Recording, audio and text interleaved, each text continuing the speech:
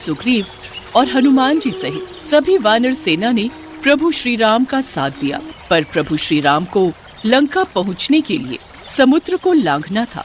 इसलिए प्रभु श्री राम ने समुद्र से रास्ता देने के लिए प्रार्थना की ताकि वो लंका पहुंच सके। प्रभु श्री राम को समुद्र से प्रार्थना करते हुए 3 दिन नहीं माना। तब श्री राम को उस पर क्रोध आ गया।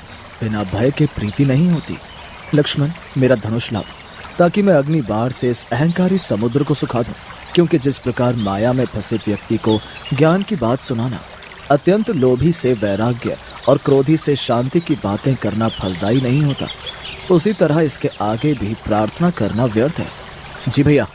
श्री राम ने धनुष पर प्रत्यंचा चढ़ाई तो समुद्र भय से कांप गया। पूरी सृष्टि कांपने लगी, स्वर्ग में भी उथल पुथल हो गई। जैसे ही प्रभु श्री राम अग्नि बाण छोड़ने लगते हैं, अचानक घबराकर समुद्र श्री राम के समक्ष प्रकट होता है और क्षमा प्रार्थना करता है।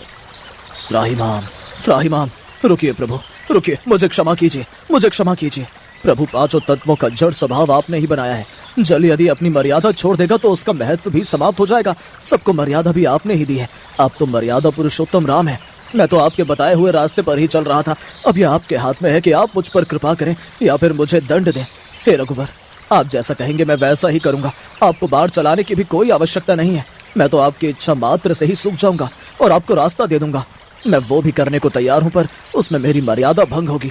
5 तत्वों आकाश, वायु, अग्नि, जल, पृथ्वी में से यदि किसी एक ने भी अपने स्वभाव को बदला तो उसका महत्व समाप्त हो जाएगा। उसकी मर्यादा भंग हो जाएगी तो सृष्टि के संतुलन में विकार उत्पन्न हो जाएगा, जिससे इस धरती पर विस्फोट हो जाएगा। प्रभु, यदि आप प्रलय से पहले ही प्रलय लाना चाहते हैं तो आपको अधिकार है, अन्यथा इस ब्रह्मास्त्र से मेरी रक्षा कीजिए। प्रभु श्री राम तो स्वयं ही मर्यादा पुरुषोत्तम है। उन्होंने उस समय समुद्र की विनती को सुना। जब श्री राम ने समुद्र को तात कहकर पुकारा तो लक्ष्मण सहित सभी वानर सेना मुस्कुराने लगी, क्योंकि वे भी जानते थे कि प्रभु श्री राम का हृदय कितना कोमल और दयालु है। क्योंकि उन्हें कभी क्रोध आ भी जाए तो भी वो शांत हो जाते हैं।